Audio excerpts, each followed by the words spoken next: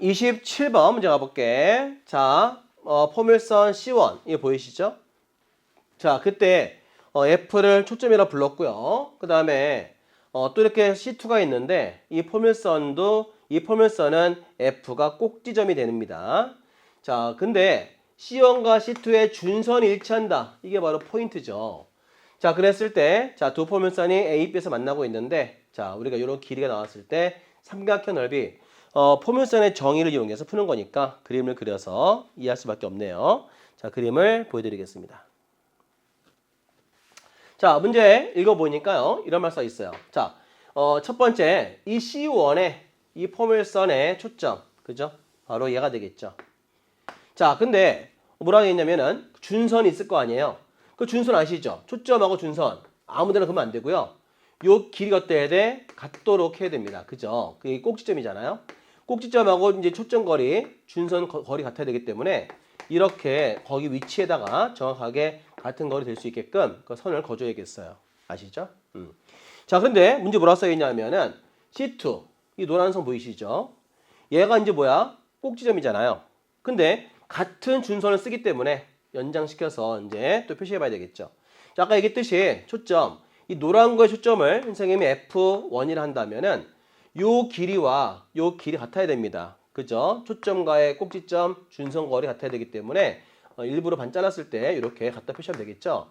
요 길이에 또 같아야 된다는 사실이야. 자, 이제 그러면 정의 이용해서 문제 풀어볼게요. 자, 문제 써 있습니다. 요 길이가 6이라고 되어 있어요. 근데 정의가 뭐죠?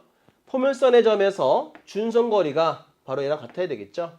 그래서 요 길이도 6이라는 사실을 알 수 있고요.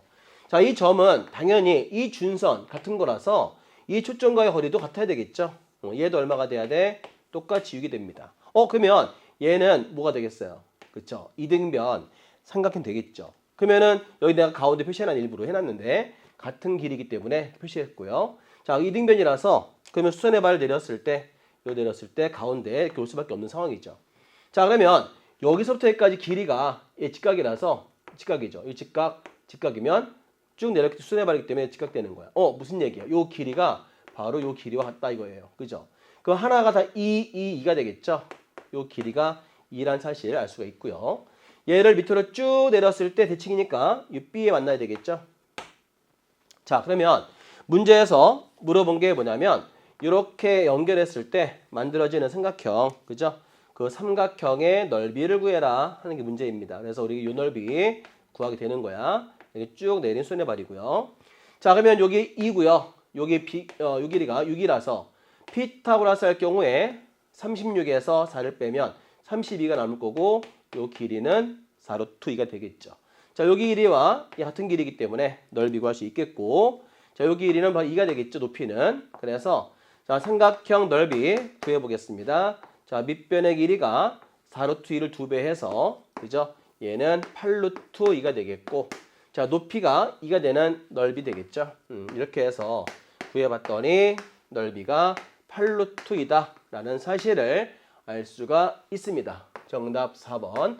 포물선의 정의만 활용한다면 어렵지 않게 풀 수 있는 문제가 되겠어요. 자, 다음 문제 가볼게요. 출발.